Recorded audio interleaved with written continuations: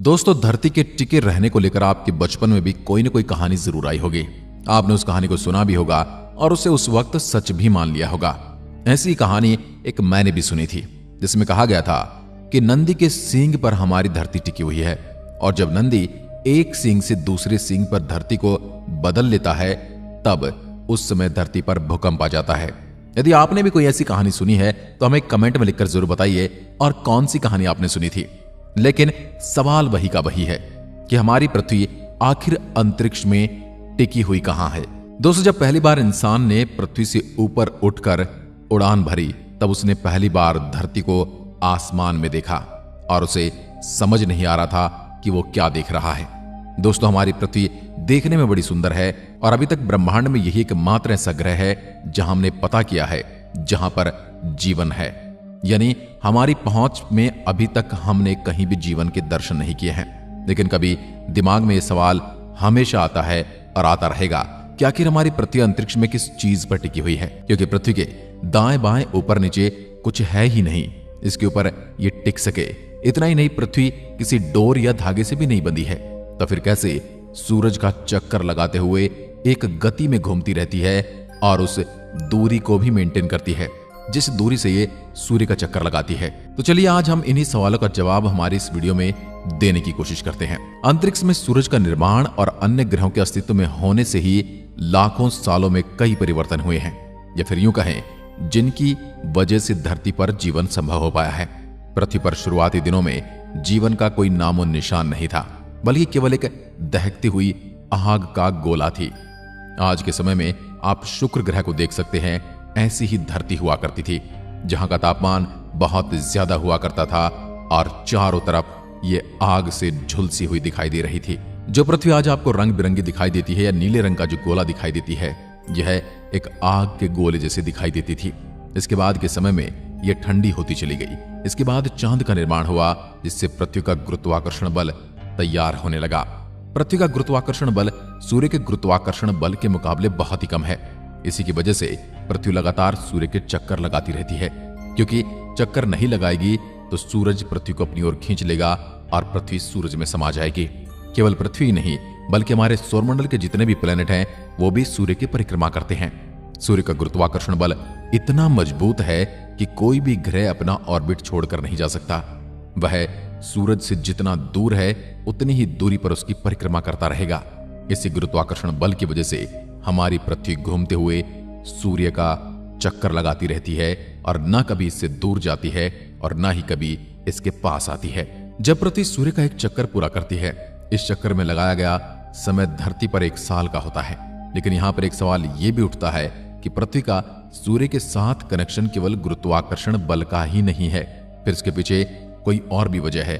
अगर सूर्य का गुरुत्वाकर्षण बल इतना मजबूत है तो फिर क्यों वह पृथ्वी को अपनी ओर खींच नहीं लेता, पृथ्वी को निगल क्यों नहीं जाता, पृथ्वी को अपनी ओर आकर्षित क्यों नहीं कर लेता। वैसे अगर देखा जाए, जिस वस्तु का गुरुत्वाकर्षण बल ज्यादा होता है वह दूसरी वस्तु को अपनी ओर खींचने लगती है। उदाहरण के लिए, जैसे अंतरिक्ष में कोई उल्कापिंड या क्षुद्र ग्रह पृथ्वी के ऑर्बिट में दाखिल होता है तो पृथ्वी का गुरुत्वाकर्षण बल उसे अपनी ओर खींचता है।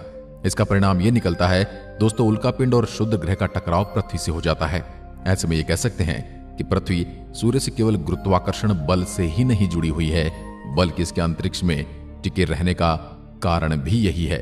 वास्तव में पृथ्वी अपनी धुरी पर 24 घंटे में एक बार घूमती है, जिसके परिणाम स्वरूप धरती पर दिन और रात संभव हो पाते हैं। 24 घंटे में पृथ्वी की घूमने की इस प्रक्रिया को रोटेशन ऑफ अर्थ कहा जाता है, जिसे हम हिंदी में अपने ही अक्ष पर घूमना कहते हैं। पृथ्वी अपनी धुरी पर घूमती हुई सूरज का 1 साल में एक चक्कर पूरा करती है, तो उस प्रक्रिया को रेगुलेशन ऑफ अर्थ कहा जाता है। सूर्य पृथ्वी और अन्य प्लेनेट को अपने गुरुत्वाकर्षण बल में बांधे हुए है, जिसके परिणाम स्वरूप सारे प्लेनेट उसकी परिक्रमा करते हैं। ऐसे में हमारे मन में यह भी सवाल आता है कि सूर्य में इतना गुरुत्वाकर्षण बल कहां से आया, जिसकी वजह से सारे प्लेनेट उसके आगे पीछे घूमते रहते हैं और एक स्थान पर ठहरे रहते हैं। सूर्य का गुरुत्वाकर्षण बल कैसे धरती की पोजीशन को तय करता है? सूर्य का गुरुत्वाकर्षण बल समझने के लिए आपको अंतरिक्ष की बनावट और उसमें उपस्थित सूर्य की मौजूदगी को समझना होगा, जिसकी वजह से सौरमंडल में उपस्थित ग्रहों का स्थान तय हो पाता है। अंतरिक्ष में सूर्य और बाकी प्लेनेट की मौजूदगी को लेकर महान वैज्ञानिक अल्बर्ट आइंस्टीन ने एक थ्योरी दुनिया के सामने पेश की थी, जिसे जर्नल थ्योरी ऑफ रिलेटिविटी के नाम से जाना जाता है। इस थ्योरी के अनुसार अंतरिक्ष में जब कोई वस्तु अपना स्थान ग्रहण करती है तो वह बैंड करके स्वयं का हिल स्फीयर रीजन का निर्माण करती है। ऐसे में उस हिल स्फीयर रीजन में आने वाला कोई भी ग्रह उस वस्तु के चारों ओर परिक्रमा करने लगता है। ऐसे ही हमारे सूर्य के गुरुत्वाकर्षण बल और सौरमंडल के सभी प्लेनेट के साथ होता है, क्योंकि सभी प्लेनेट सूर्य द्वारा बनाए गए हिल स्फीयर रीजन के अंतर्गत आते हैं। इसी क्रिया को आप आसान शब्दों में ऐसे समझ सकते हैं। मान लीजिए अंतरिक्ष एक नेटनुमा चादर के समान है, जिसमें सूर्य की उपस्थिति एक बहुत बड़ी भारी भरकम बॉल के समान है। ऐसे में अगर उस सूर्यनुमा बॉल को चादर के ऊपर फेंक दिया जाए या रख दिया जाए, जो कि चादर हवा में झूल रही है, तो उसमें एक गड्ढा सा हो जाएगा, यानी कि वह चादर नीचे की ओर झुक जाएगी। सूर्य द्वारा बनाए गए उस गड्ढे की ओर छोटे ग्रह आकर्षित होने लगेंगे, क्योंकि अंतरिक्ष में मौजूद सूर्य का वह गड्ढा विशाल गुरुत्वाकर्षण क्षेत्र का निर्माण करता है।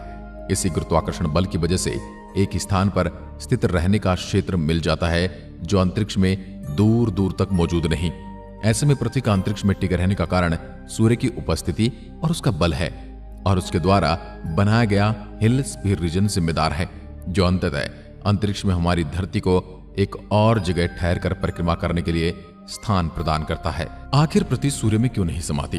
अब आपको यह तो पता चली गया होगा कि हमारी पृथ्वी कैसे अंतरिक्ष में टिकी हुई है, लेकिन इसके साथ ही अब एक दूसरा सवाल भी खड़ा हो जाता है कि आखिर पृथ्वी सूर्य में समाती क्यों नहीं? असल में सूर्य का आकार एक विशालकाय बॉल के समान है, जिसके चारों ओर एक मजबूत गुरुत्वाकर्षण बल का निर्माण होता रहता है। ऐसे में हमारी पृथ्वी जी डायरेक्शन में सूर्य का चक्कर लगाती है, जिससे हमारी पृथ्वी पर परपेंडिकुलर बल पड़ता है। इसका मतलब यह है, अगर सूरज अपनी जगह पर मौजूद न हो तो हमारी पृथ्वी अंतरिक्ष में गोल गोल रोटेट करती हुई एक ही दिशा में आगे की ओर ट्रैवल करने लगेगी, और पता नहीं ये इस अंतरिक्ष में कहां चली जाएगी। ऐसे अंतरिक्ष में हमारी पृथ्वी का सफर कभी न खत्म होने वाला सफर बन जाएगा, क्योंकि अंतरिक्ष का न तो कोई छोर है और न ही कोई अंत है। हमारी धरती एक भटके हुए उल्का पिंड की तरह कहीं भी चली जाएगी। इसके परिणाम स्वरूप हमारी पृथ्वी पर न तो दिन होगा, न ही रात, और साल तो कभी होंगे ही नहीं। सब कुछ एक जैसा हो जाएगा। लेकिन सूर्य का विशालकाय आकार और उसकी आवर्ती गोल होने की वजह से पृथ्वी जब सूर्य के पहले कार्वेचर पॉइंट से दूसरे कार्वेचर पॉइंट तक का सफर तय करती है, तो सूर्य के कार्वेचर पॉइंट की वजह से पृथ्वी का डायरेक्शन उसके कर्व की तरफ झुकने लगता है। इसलिए हमारी पृथ्वी इसी झुकाव वाली अवस्था में सूर्य का चक्कर लगाने लगती है, जिसकी वजह से सूर्य के गुरुत्वाकर्षण बल से सीधा इफेक्ट होकर सूर्य के अंदर नहीं समाती।